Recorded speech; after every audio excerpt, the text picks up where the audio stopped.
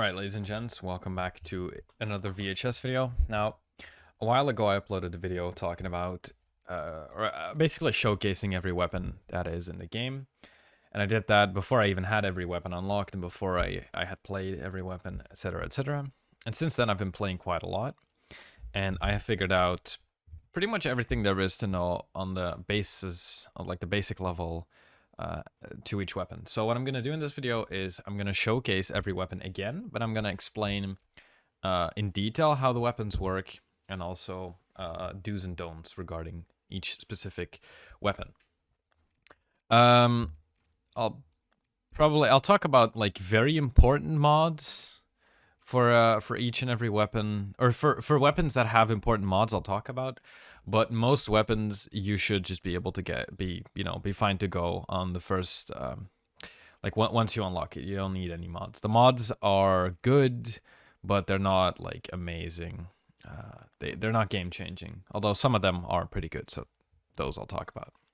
Anyway, let's jump into the training mode, and we will go over the first weapon, which is the Flamethrower. Now, the Flamethrower, admittedly speaking, is one of the more easy weapons to grasp, but one of the hardest ones to use.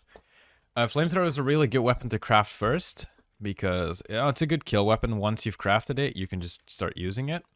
Has a very slow charge up time, and actually has a decent amount of range. Now, I'm using a weapon skin, so that's why mine looks a bit different from the one you'll have at first.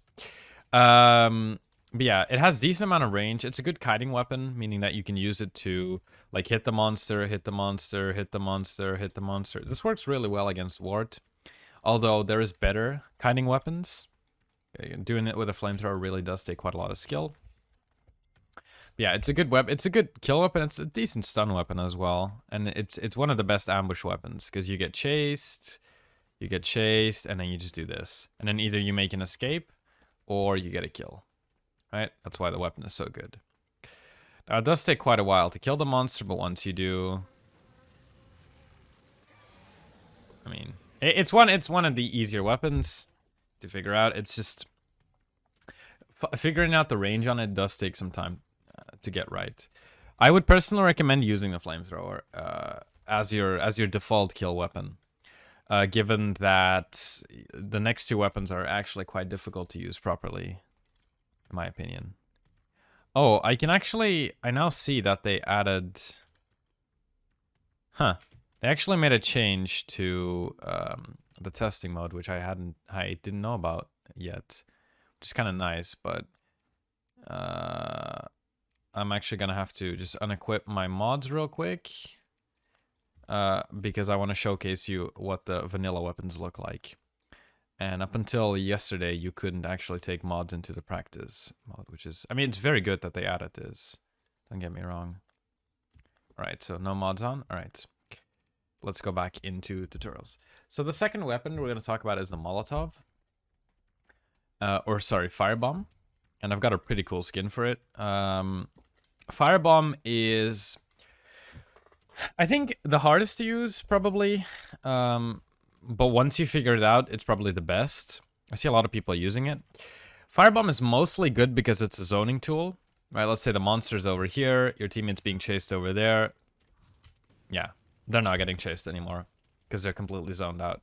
Lasts a while, and if they do walk into it, they'll get slowed down, and if they stay in it for too long, they'll get damaged. Now, bad thing about the Molotov is... that's how it works. Bad thing about the Molotov is if I can get it to work like I want it to, is that you can damage the monster partially, but not actually get the stun or the kill off. So with a Molly, you got to be careful that you throw it directly into the center of where the monster is at. You can throw it. You can try to throw it into them. As we'll see, there's another weapon with which that works pretty well. But generally, I would throw it at the ground, and I would throw it right with where they are at. Because otherwise, you're basically boned.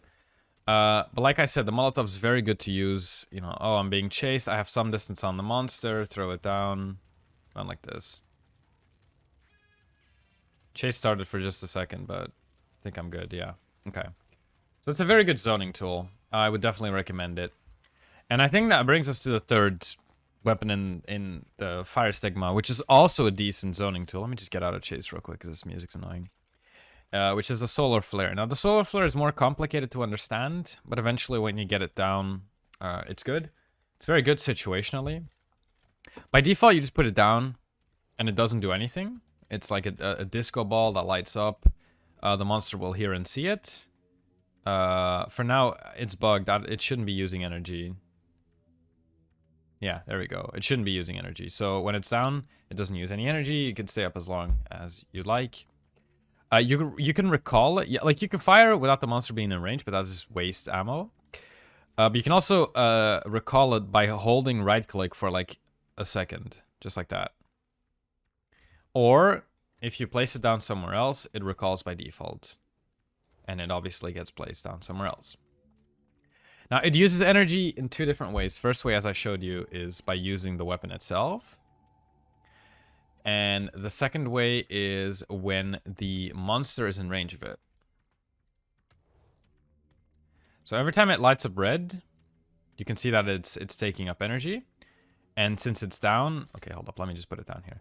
Since it was put down and it started using energy, the energy bar kept going down. Now, I'm not 100% sure, but I do think the monster looking at the weapon also has some influence there. But anyway, when the monster is in range, so when it glows up red, you can choose to shoot. And it'll shoot a laser beam that's auto-aim, so it doesn't miss. Which makes this an amazing weapon for zoning. For zone control. Say, you know, there's a rift over here. Oh! Okay. This is one part of the training mode I still dislike, where I can't really showcase what I want to showcase. But yeah, say there's a rift over there. This is the only entry point. I can just stay on this rift like this, and, you know, I pretty much get it for free. That does get us to the next point, where if you put it down, and a team gets downed within the range of the solar flare, or within the range of me, it will get disrupted, and the solar flare will get called back, right? But if we're facing a werewolf, and I put it down, let's say I put it down over here, and I go very far out of range, and the werewolf howls right there, and let's say they howl my teammate. If I wasn't in range of the howl, I can still use the solar flare. Now, in the training mode, it's a bit bugged. For some reason, it's taking up energy, but in real games, it doesn't actually do that. Oh, this is new too. I didn't see. That's pretty cool. Anyway, I don't know why it's taking up energy. Oh, is it because he's looking at it? Doesn't really make sense. Okay, let me just put it further away. I think that's more fun. Anyway, so yeah, you can be outside of howl range and still be able to use it. Why is this so strong? Because, you know, let's say you're crafting the last stigma. Last stigma is a holy station. All I gotta do is run up to that holy station. Yoink. Run away. Now, do keep in mind, you know, if your teammate gets downed or hit near the solar flare, it will recall. So using it like that is pretty difficult. And I haven't personally figured it out, but I feel like this is one of those weapons that will get figured out pretty well in a couple of months of game time. I highly recommend not building this first. It's a good zone control weapon, but I always, like, I mean, it's not scientifically proven or anything, but I personally like when everyone on my team has weapons that they can use in 1v1s properly. And the solar flare is usable in a 1v1. Like, let's say, I run around this corner, I put down my weapon, and then I zone them out. But generally speaking, a good monster will be able to play around the solar flare, because all you got to do is be in range of it. Let's say a team puts the solar flare down, like, right there. All I got to do is just peek it, peek it, peek it. And yes, I'm wasting time. I get that, but I'm also ruining the weapon without taking any damage for it. You know, I see another team coming, all I got to do is run away. So it is easier to counterplay, whereas a flamethrower, for example, is easier for the team to control the monster with. So I'd recommend crafting a solar flare only in that scenario where there's like a last stigma and you want to do zone control, or where you're playing around a rift spawning and you really want this weapon to control the zone. But as I'll mention, with most tier 3 weapons, I would personally recommend not crafting them first. First, you want a weapon that you can use in a 1v1, right? Which Flamethrower would be. Molotov works as well. It's just a bit more difficult to use, personally, I feel like. All right. For the shock category, you've got the Raygun. And the Raygun is the easiest weapon to explain. You know, shoot, or shoot. It has a lot of range. And I believe it takes 9 bullets to kill. Wait, let's see. Wait. Let me actually...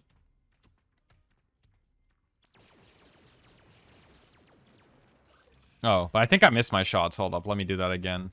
This part I dislike heavily, because now he's gonna hit the Jess again. Probably should know how much I need to kill. I've had people tell me in-game as well. But okay, we'll go again. We'll try to get the kill and see how many bullets it takes. Okay, it did take 9 bullets. Just wasn't hitting my shots earlier. So that's take 9 bullets. The Raygun is deceivingly difficult to use, in my opinion. But when you play Monster, every team seems to know properly how to use it. It's a really good kiting weapon because you can be at such far distance. So if a ward shields up over there, slow him down. Oh, slow him down. Oh, slow him down. Slow him down. Come on, stop running, please. You're making me... Okay, if you'd be able to aim properly, yeah. Anyway, so you can see how I'm doing this. I'm like slowing him down, and it only took me 14 bullets. You know, imagine if I hit the other ones. By the time he's close to me, a ward with a shield, for example, I still have enough bullets to just walk up and go beep beep beep beep beep beep beep beep beep beep beep beep beep beep beep. And he's stunned or he's dead. Raygun is really strong. Again, I recommend crafting this first, as opposed to the option we'll talk about in just a second. Next is the chopper. Chopper is really good when you have teammates. I think this weapon is pretty straightforward. You know, you make it go out, and then while it's flying, it consumes energy, and then while it shoots, it consumes energy. Doesn't have that much range, and the monster can destroy it. No, this monster isn't programmed to do so, but generally what a monster player is going to do is, you know, let's say I'm chasing with a chopper, and they're going inside here. They'll play this corner, and they'll just wait. Because you don't have enough range, or you don't have enough speed to go through and shoot, but you don't have enough range to do this either. So you have to come in close, and then they'll just hit it once, and it gets destroyed. Now there is a mod that you know, recovers the chopper even if it gets killed, and you only lose 25% energy, but by default, you will lose the chopper. Best way to use this is communication. As you can hear, I can kind of locate the monster, but it makes a lot of sound. So what your teammates are going to have to do is just ping constantly where the monster is. If you do that, it's not that difficult to be able to track them down. So yeah, RC is pretty strong in that aspect. But in a solo queue game, I can tell you this weapon is frustrating to use. When no one uses pings, when no one uses the voice chat. And you know, you're looking around and you can't find the monster. Yeah. Another thing that I've noticed the last couple of days, when you use your RC, make sure there's a teammate covering your body. Because if I use out my RC, and I see the monster over here, and I see them go over there, I have to make a decision. Either I chase them like this, or I go like this.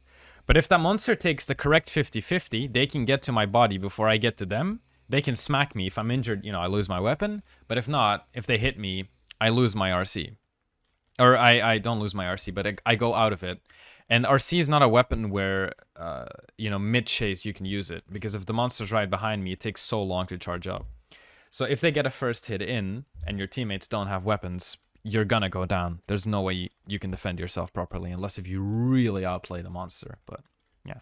So make sure, if you're using this, first of all, either that the monster is far away, and if that's not the case, make sure there's a teammate close by.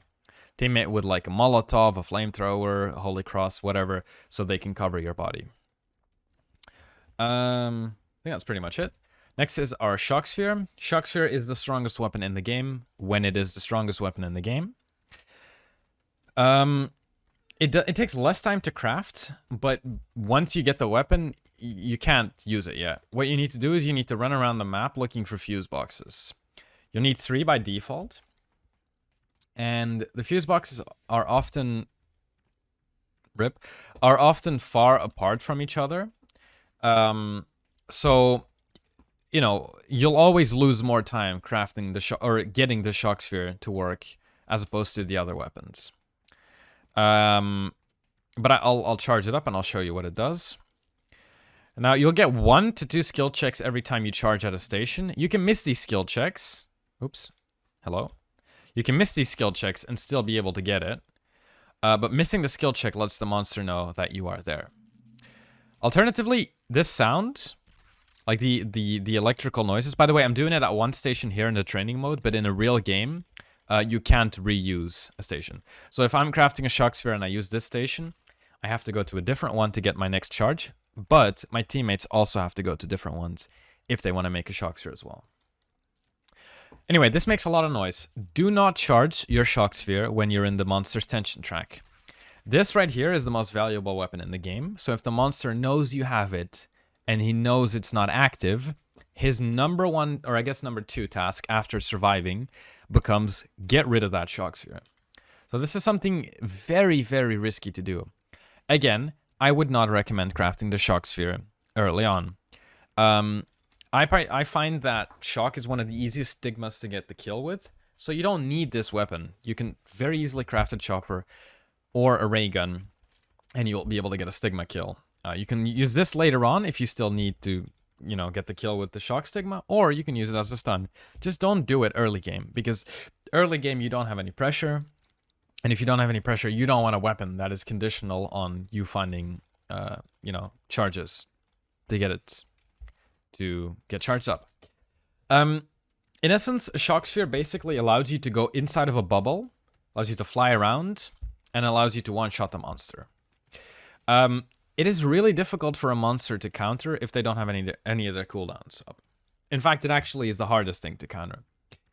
If this Dollmaster is right here, let's say the Dollmaster is like right there. I'm right over here, and he doesn't have his teleport on cooldown, he dies. Right? The only thing he can try to do in that scenario is run away and try to make me lose him. Because when you're in the shock sphere, you'll be deafened. You won't hear the monster, and I'll show you that in just a second. Or he can try to possess a doll that is nearby to then take the hit. But, I mean, I, as a team, can just try to avoid that. So, it is a very, very, very easy weapon to get a kill with. So, you see down below it has 100 charges. 2 ways it uses charges. First of all, it's charging it up, like this. So you can't just like fake your weapon constantly, it'll use charges up. And the second is to actually use it. As you can see, I'm deafened, so if I listen carefully, I don't hear the tension track or the monster's footsteps. So if the monster is behind a wall, I won't know where he is. Alternatively, if you're playing monster and there's a shock sphere, and let's say you're playing Dollmaster, you're not able to teleport, best thing you can do is just hide and stand still, because the team has to guess where you are. Obviously, when you're queuing up with people that know what they're doing or that are using the ping system, you're pretty much boned as a monster. All right, this is one of the scariest things to go against. A couple things. If you hit a Dollmaster's doll, you'll lose the weapon. If you hit Ward's shield, you'll lose the weapon. And if Werewolf howls when you're already inside of it, so not when you're charging up, but when you're already inside of it, you will not get cancelled. So against Werewolf, this is really strong. However, it makes sound to charge up, so if a Werewolf hears you charge it up, all they have to do is just howl and chase you down. You know, once they've already used their howl and you have enough distance, all you gotta do is just yoink. And that's a kill. You're a tiny bit faster than the monster when you do that, but in most cases you'll be able to catch up. So the big thing with the shock sphere is have a lot of fun with it, because it's a really fun weapon, but please don't craft it first. Okay? And once we get into the next tier 3 weapon, I really hope you'll get why I keep mentioning to not craft it first. Then we get into one of the strongest weapons of the game, the Holy Cross. The Holy Cross is like the Flamethrower. I'll just showcase it right now. It has a decent amount of range. It does a decent amount of damage, and it's good to slow down. Generally, this is a really good stun weapon. However, using it properly, just like the Flamethrower, is pretty difficult to do. So eventually, you'll get good at it. There's not much to say about this. It really just is as easy as it is. The one thing you got to be careful is spacing. Like, if yeah, as you see, if I start charging it up right there, I don't get the kill on the monster. So the whole mini game with this weapon for the monster is that they, you know, get close, back off, get close, back off. Same with the Flamethrower. But this is only in your benefit, because while, you know, the monster is doing that, your teammates are crafting weapons, your teammates are sending out their RC or their Infernal Eyes to chase down the monster. You know, every way you have of buying time in this game is really good. So, yeah. I guess the computer is kind of showing how to kite as from the monster side, but yeah. Once you get hit by this, usually you're dead. Another thing is, if a monster is going behind a corner...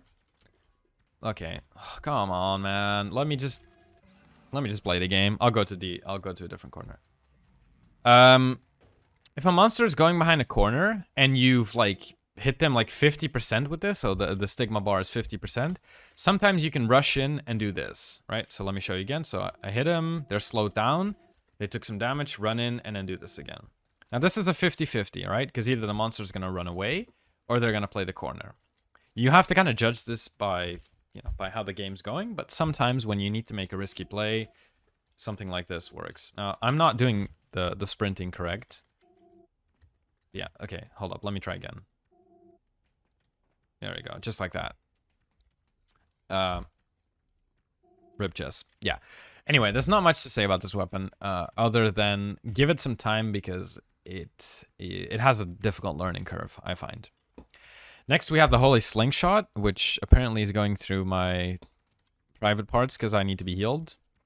Holy Slingshot is comparable to the Molotov. I think the wind-up time is pretty much the same, but it has more range. It actually has a deceiving, or not a deceiving, but it actually has an incredible amount of range. It has more range, and it has 2 ammo. So I personally like this way more than a Molotov, and I think most people do. The only difference is that the effect of this stays less long than a Molotov does. I think. I'm pretty sure, although that seemed pretty long. Now, you can either hit the monster directly, or you can hit below them. So let me try to hit them directly, just like that. If you hit them directly, they're pretty much dead. They don't have any way of escaping. If you hit them on the ground, like right in the middle where they are, you'll usually get the kill too. But just like with a Molotov, they are able to get out of it. So let me try to show you that. No, I shot it in the middle again. Against bots, it's really difficult to show you. Yeah, just like that. It's really difficult to show you it not working, but I'll guarantee you, when you do this in a real game, this is going to happen quite a lot. So yeah, again, this is a really good zoning tool, but it's also one of those like very fun sniping tools. Let's say the monster's chasing someone right over there, and you know there's a door there. You know they're gonna go into the door. Yoink, just like that. It just feels really satisfying to use, and it has 2 ammo. I think it's easier to learn, but you'll still probably mess this up quite often. The good thing is that if you're being chased, you know, you can drop one, run away, and then drop another.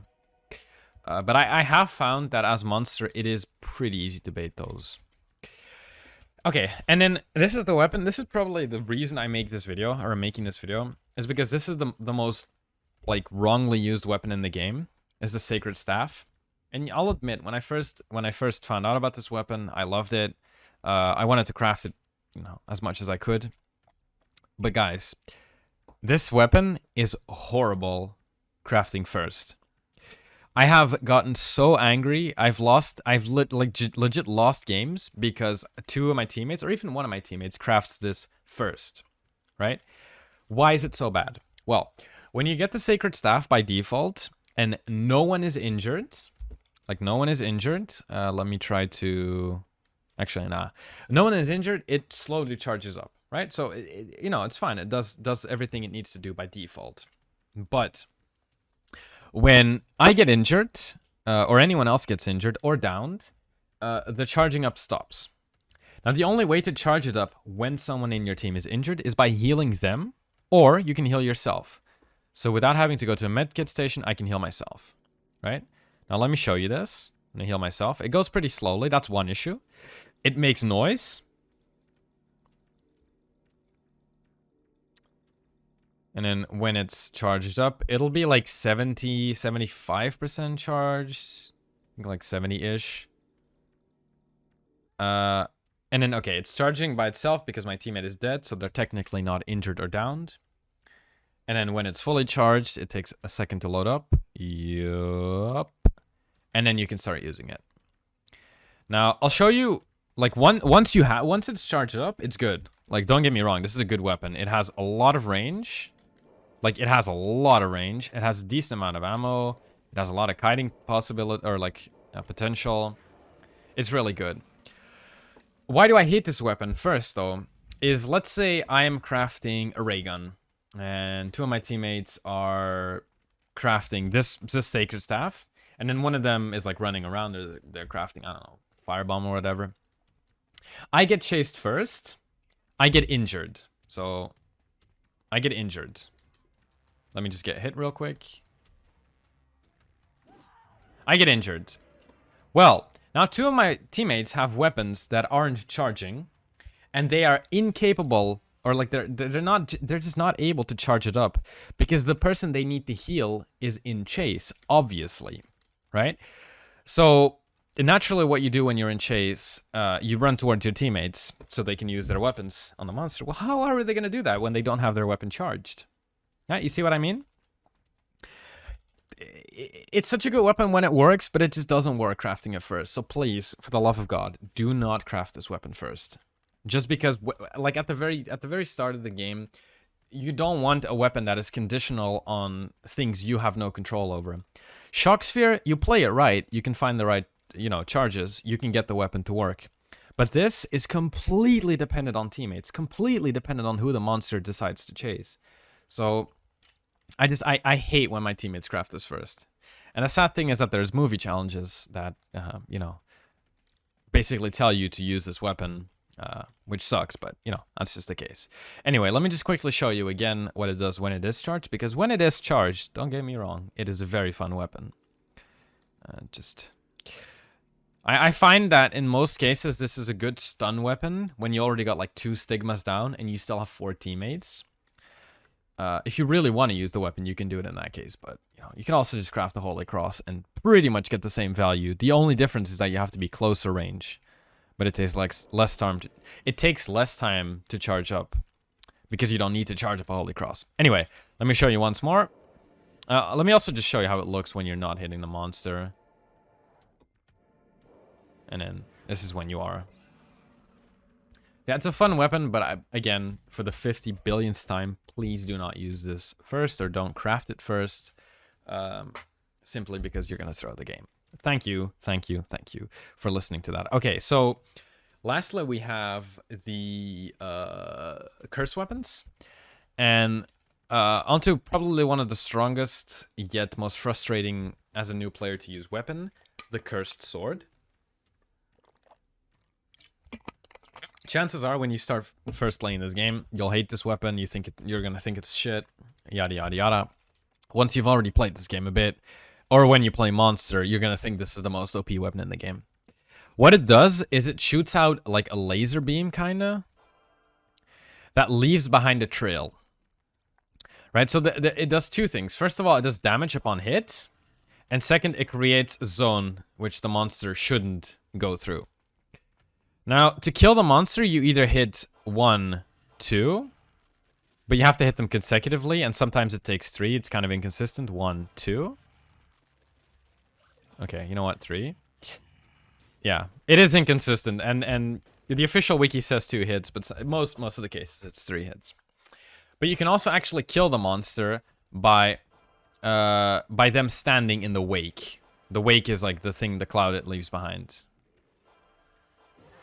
So there, I didn't actually directly hit the werewolf, but they still died.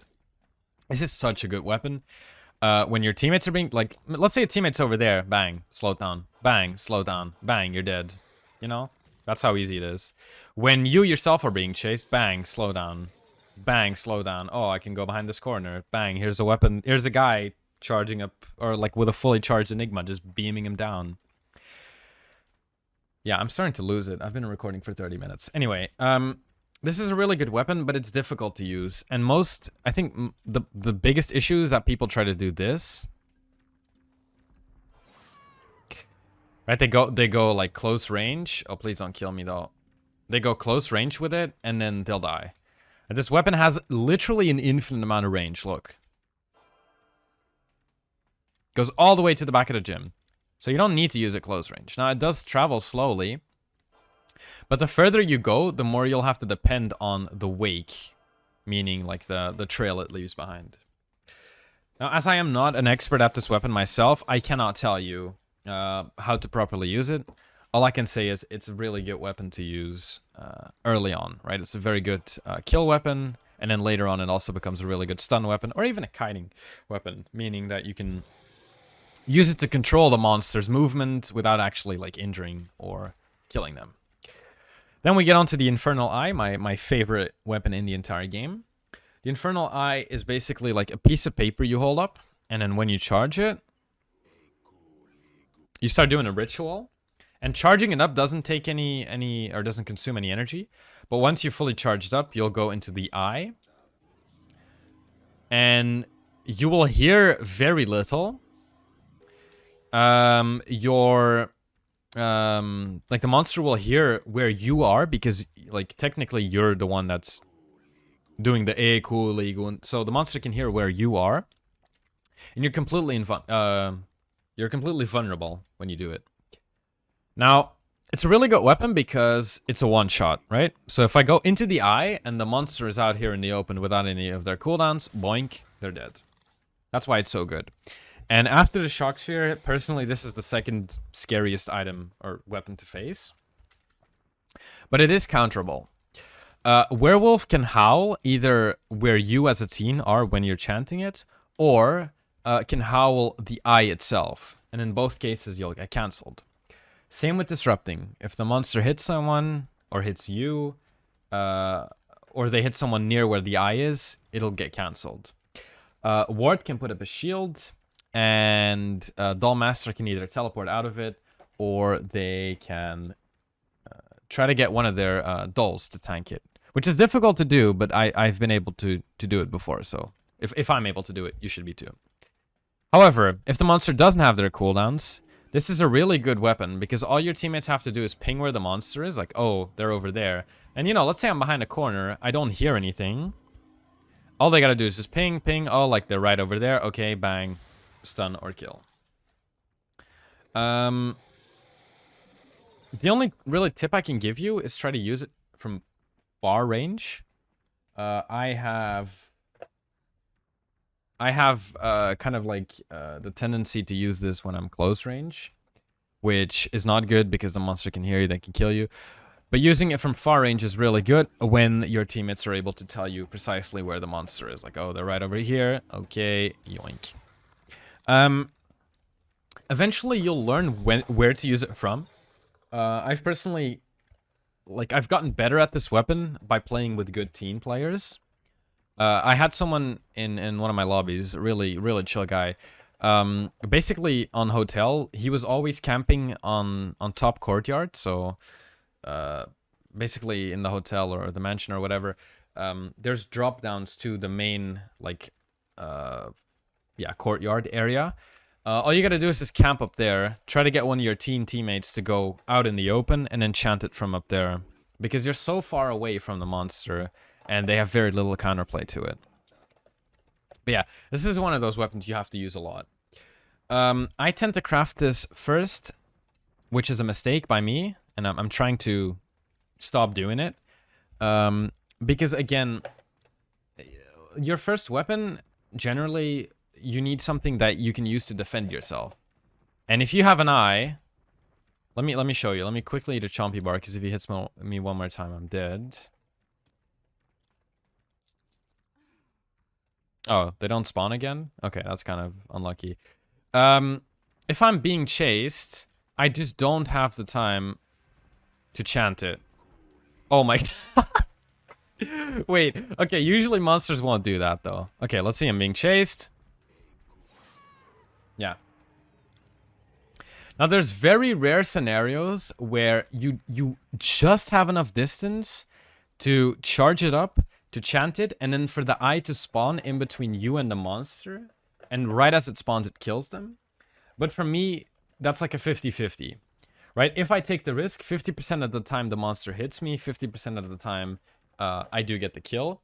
But that's if I take the risk. That's when I think the distance is perfect, right? So I don't like those odds. When the distance isn't perfect, you're pretty much dead when you craft this weapon.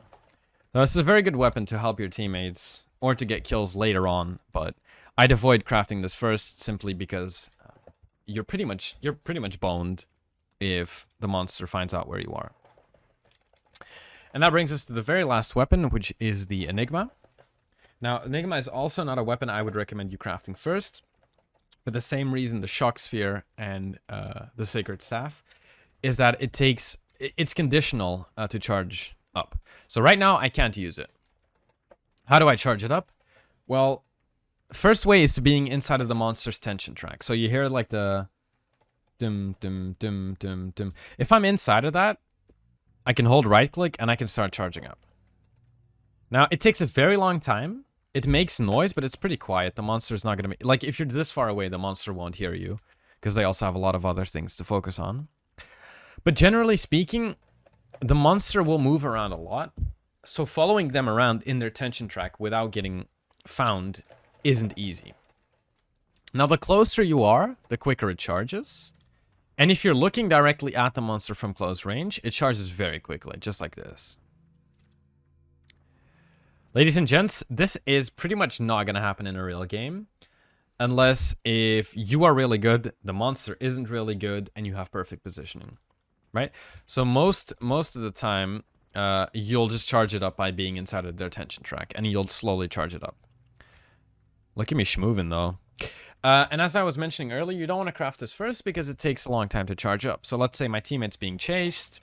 You know, I hear them. Oh, I start charging it up. But then the monster is almost about to down them. I'm pretty much useless. If I had a cursed sword, I could help them. Even if I had an Infernal Eye, I could help them. But with this weapon, all I'm doing right now is I'm pretty much just dancing. That's all I'm doing. Like, I'm just charging it up very slowly. Now, once it's charged up, it has the same range as the Sacred Staff, and it looks pretty cool. I will not lie.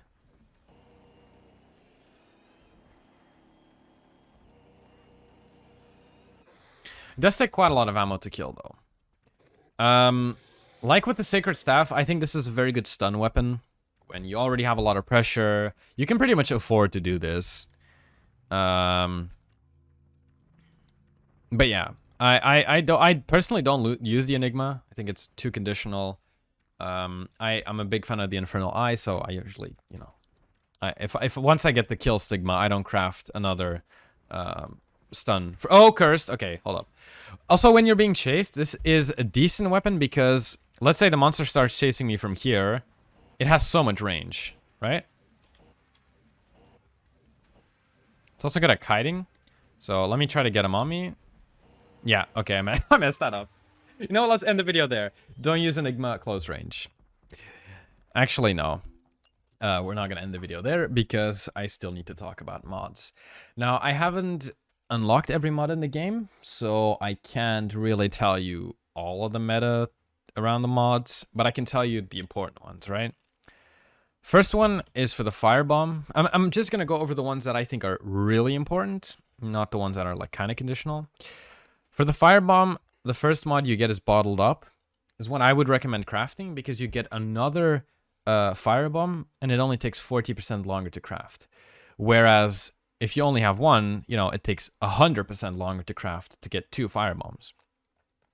So, you know, if you don't have this mod, it's very high risk, high reward. Whereas if you do have this mod, the risk becomes a bit smaller because you have 2 of them.